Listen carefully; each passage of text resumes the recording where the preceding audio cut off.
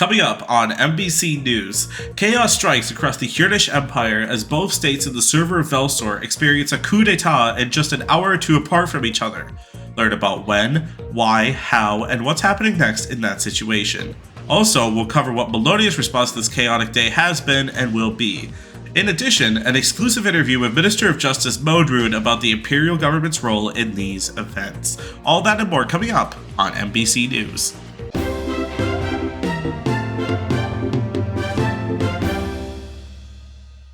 Hello and welcome to MBC News. I'm TZ Sion. Just a couple days after the heated October 2023 election in Melonia, things got even weirder. Earlier this morning, we got news about Manaboria's viceroy, Alam, being deposed by Tavatone. At about noon Central Time today, we received news that Manaboria had a small coup d'etat occur that was led by the sole other resident of Manaboria, Minister of War Tavatone. We're told by the Cieurnish imperial government that there was no fighting involved and that Alam did not resist the takeover of power.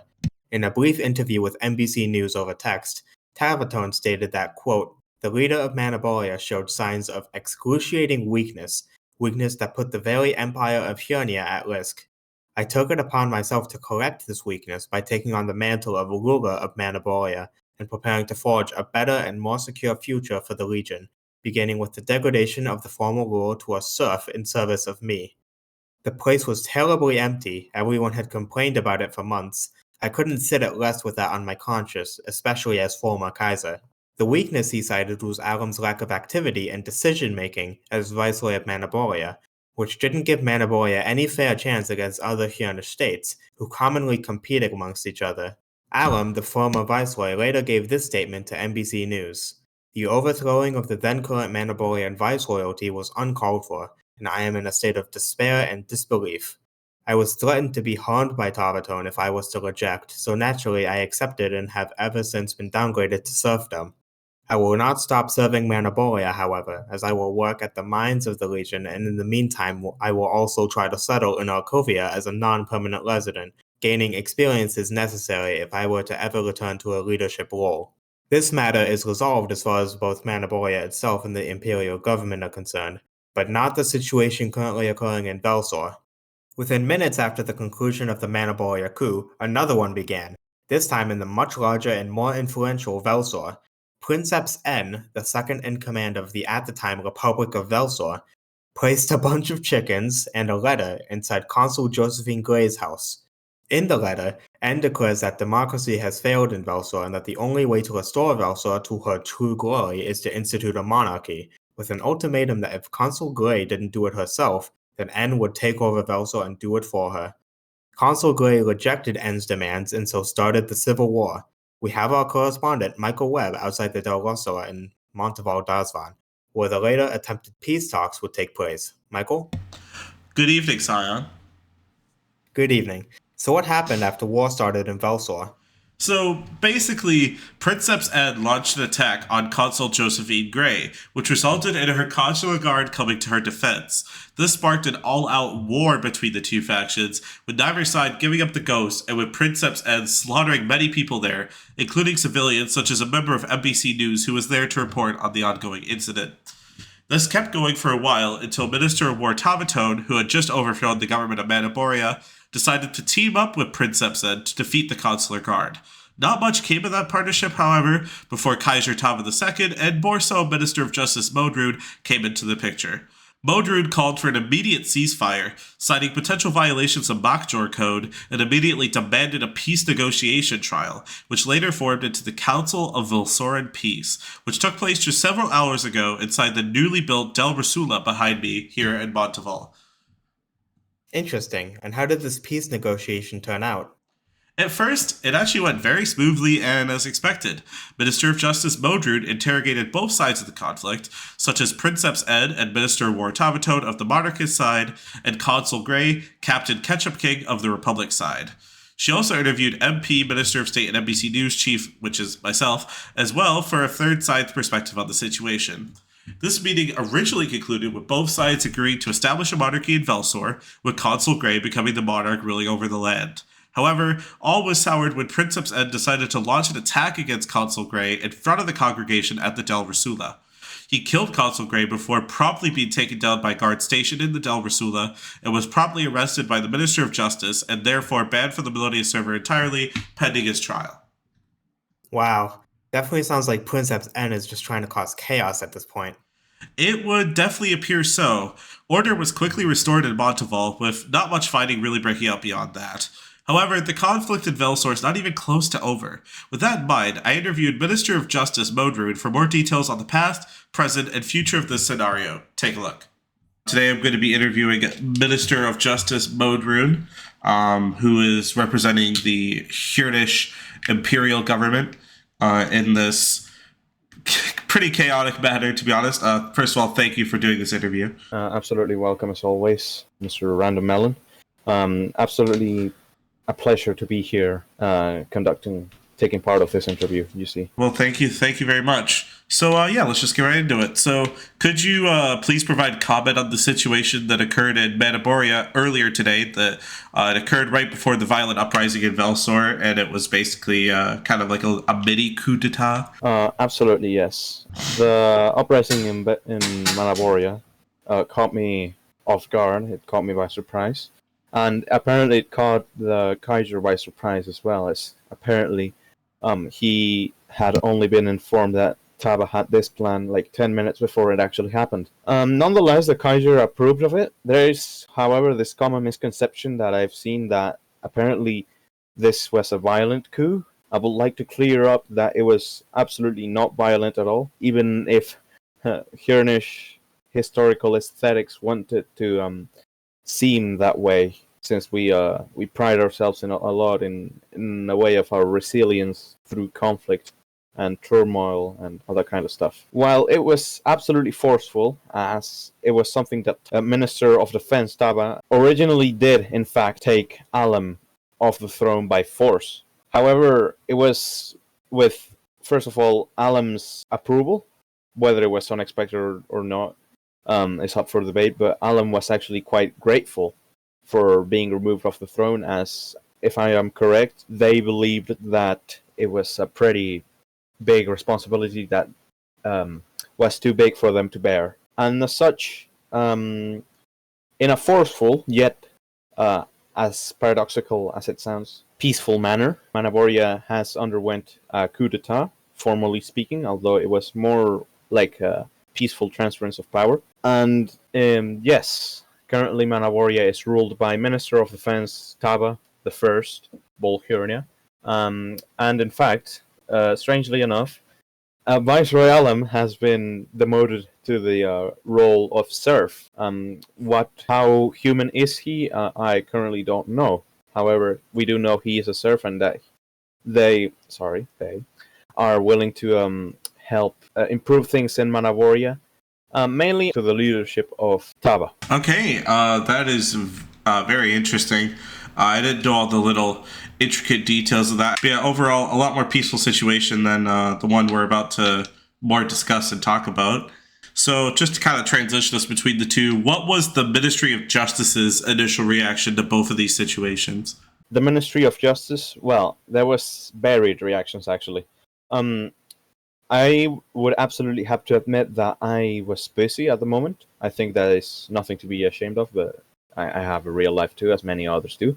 And as such, I hadn't become aware of the situation until it was already happening. Fortunately enough, most of my benefit, the Arhelinge, which is composed of Gogo and Alangiano, actually responded quite quickly to the ordeal that was happening in Velsor, to the violent coup d'etat being carried out by Princeps N in support of a monarchist government against the Republic. The Arhelinge immediately assumed the role of peacekeepers, which I absolutely back. I believe the best thing that the Arhelinge can do right now, both then and now, is to keep the peace and make sure that both sides have the least violence possible, and especially that there is no destruction of property, and that civilians who are not part of this conflict result completely unharmed from the situation. So the Ministry of Justice's reaction initially was one of mainly peacekeeping, but then eventually it grew, as I actually learned that Taba the First, Minister of Defense, actually began supporting the monarchist coup and began actively helping Princeps N, who was carrying out a very violent revolution, in his antics, if you could call it that, in his violence. Such as was the case when Taba actually helped him escape the Velsoran jail by building what is essentially a El Chapo tunnel behind the Velsoran consular guard headquarters, where Princeps N was jailed for about a few times, since he escaped and then returned and escaped and the such. After I became aware that Taba actually was involved in this, I was rather, I wouldn't say completely angry. I wouldn't say angry at all, actually. Even if my messages came across that way, I was just confused. And I think it was noticeably out of place for the Minister of Defense, the Imperial Minister of Defense, to be involving himself in the duties, in political aspects of Aragon, which is meant to have some sort of superior autonomy to, say, a colony, where the imperial government has more of a say. I demanded an explanation from the Minister of Defense, and I recall his first explanation, I kid you not, was merely saying the word monarchy. That's just the singular word, monarchy. Yes. And, well, I tried to get an explanation from Princeps N. As I understood it, he was being very violent, and not only violent, but being violent against the peacekeepers, the Arhelinge, which was, to me, absolutely unacceptable. So I decided to demand an explanation, which is where the rather famous legal annihilation quote is now from. Oh yeah, I just wanted to provide some context for that. So MBC News reported it earlier today. The initial demand for an explanation from yourself was, and I quote, "Explain what exactly is going on before we get you legally annihilated, even if it is by the hand of Azra reaching from the sky. The part about annihilation is more forwarded to the insurgent princeps than to the minister. And to the minister, I'd like an explanation why the Cieurnish Empire is intervening in the politics of Velsor, a constituent state which decides its own policies." Yes, exactly. That quote alone, as long as it is, basically summarizes my entire point I've been making since like half of my answer. So, yes, that was the initial reaction pretty much before I decided to perform what is now known as the Council for Velsoran Peace. Right, which, yeah, we're going to get to that in just a moment. First of all, though, how much of this, then, have you personally handled? Like, is there anyone else in the imperial government who has assisted or ordered certain things, or has it mostly been your response? For most of it, it has been mainly my response. Part of it was from the Minister of Defense, Taba, who, in my sincere opinion, should not have supported the monarchists in the way that he did, especially since the monarchists were pretty much damaging the imperial government, undermining the imperial government by actively attacking members of the Arhelinge, the police, for those of you watching at home. But I wouldn't say that that is part of an imperial government response. I find it irresponsible of him to intervene that way, but I feel like that is an individual thing that he's doing. He's not like shoving the entire imperial government into that. That was like an individual endeavor. So yes, I would say I've been mostly handling this myself. I've been handling the Arhelinge's response. I've been handling declarations that I took at the moment, trying to keep the peace and maintain Princeps N from further violence. In fact, he disobeyed to me. I would find out later that Princeps N disobeyed any orders that I gave to cease the violence because he thought that he had no need to listen to an imperial minister, since Velsor was a constituent state and not a colony, which in his mind, as he understood apparently, gave Velsor more independence to do whatever the hell it could, which is absolutely false, by the way. Everyone obeys the imperial government. And as such, I led most of it, and then, thankfully enough, the Kaiser became more aware of the situation, and then the Kaiser decided to take some matters into his own hands, which was by the formal end of the Republic of Velsor, at least temporarily speaking, as it now has been replaced by the entity we merely know as Velsor, which is a colony at the Melonia, ruled currently by the Kaiser himself, with the assistance of the Viceroy of Velsor, who was named just today, the same evening before we had the Council for Velsor and Peace, Mushputalo, who was beforehand a long-serving cleric in the Velsoran religion. Let's move on a couple hours past, the initial starting of the conflict, and let's get to the Council of Velsor and Peace. So, why did you decide to enact this council, and also why at the Del Rasula? Well, the council, I believe, was the most ideal solution to halting the conflict altogether, because I don't want to drag this on for any longer. I think the best thing that can happen right now is for the conflict to end and every party to come to an agreement, which is exactly what I wanted to do in the Council of Velsor and Peace. I told everyone to stop fighting and to simply gather all in a church. The reason it was chosen, the Del Rasula Cathedral, is because it was, one, big, two, a very majestic building, which in general is good for meetings, be it morally speaking, for morale, and in generally just a nice place to have it right now, especially since it's the only place where you can have a large gathering right now in the Cieurnish Empire. As such, I would absolutely say that the Council of Velsor and Peace was in fact an attempt to reach Velsor and Peace, try to get every side to speak their viewpoints, speak what they saw, what they heard, what they did, and attempt to reach a common consensus that people would stop fighting each other over. Right, but as we all know, that didn't quite end up working out. So how did you react personally to this pretty chaotic ending to the meeting? It was extremely unexpected. I was not angry.